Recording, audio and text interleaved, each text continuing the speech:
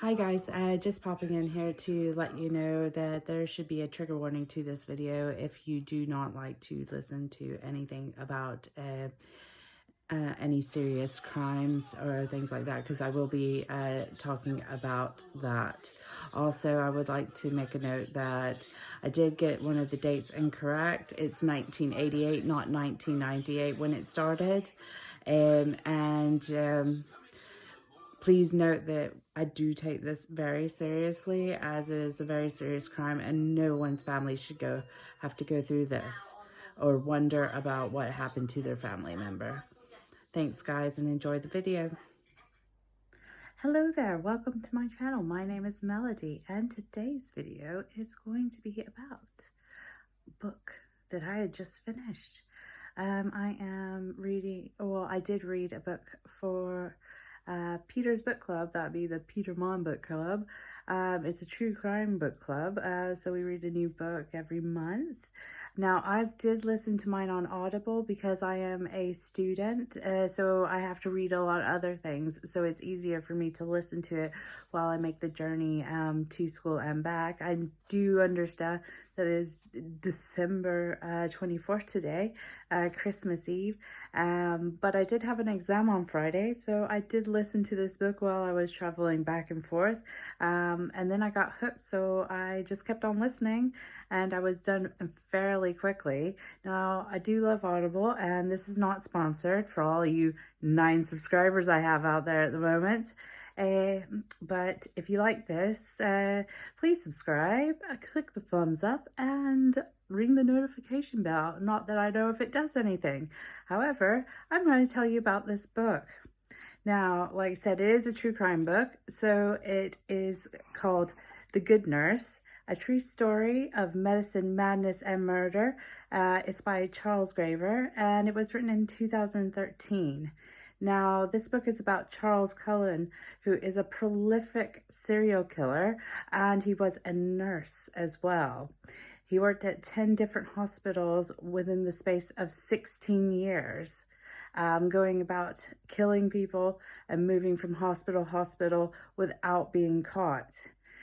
His primary method was to inject insulin or digoxin, digoxin, I can't pronounce it, to be fair, into either their the drip bags, or directly into the patient, to cause them to go into diabetic shock, or just have different means of death. Now, he was called the Angel of Death. He is still alive, and he is currently in prison. He was caught in 2003, but he started in 1998. So they estimate that the deaths go into the hundreds, approximately up to 400. But they have convicted him on 29 to 35 counts of murder, which are confirmed murders. Because it started in 1988, there is no way of getting the bodies and doing autopsies because it has been too decomposed. Now, his fellow nurse did turn him in at his last hospital. And what I'll do is I'm going to just talk about the book itself, without giving up too much spoilers. However, because it's such a recent case, I think that a lot of people may know about this. However, I did leave the US because I am from Georgia in 2004, and I hadn't actually heard of this case, to be fair, and I thought that maybe it would have been more national news, but I guess it just wasn't. So to be honest, this case actually reminds me of a case in the UK which happened in 1998 of a man called Harold Shipman, who was a general practitioner who was convicted of murdering about, I think it was 20 or so of his patients, and they said that he had possibly killed up to 250 or more, and that's a similar way with them being called angels of death, and basically playing God with people's lives. Now, this book actually goes into details about Charles Cullen's life, as well as his background, being in his family life, and different aspects of his personal life to begin with. So it starts telling you that story. It also tells you how he started to kill people. But it also goes into some of the victims as well. Now, it's not in depth, and it's not going to give you a really in-depth view of the victims, but it gives you an aspect of different lives of different people.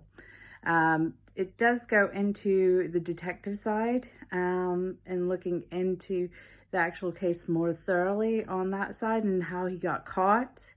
And the way that he was prosecuted. Now, the end of the book is something that I was not expecting. Like I said, I haven't been in the US for quite some time, as in lived there. But it was something that was a bit odd, but I don't know if it's it's just different. It's just a bit strange. Now, I did really enjoy this book, and I did give it a 5 stars on Goodreads. I would have given it a 4.5, but I haven't ever been able to give a book a 4.5 on Goodreads because this book it's a good book. However, what I would say is that I'll Be Gone in the Dark by Michelle McNamara is a much better book, like slightly better. But this will get you in, and you will learn a lot about what it does. Now, if you don't like serial killers and you don't like true crime, don't read this book because it will kind of make you scared of hospitals. However, what's good is what came out of this case is that 30 states have changed the laws in the way that they employ nurses and doctors and medical employees, and the research and the background checks. So how he got away with his murders is the background checks were not there, and it was ridiculous. It'll make you think as well.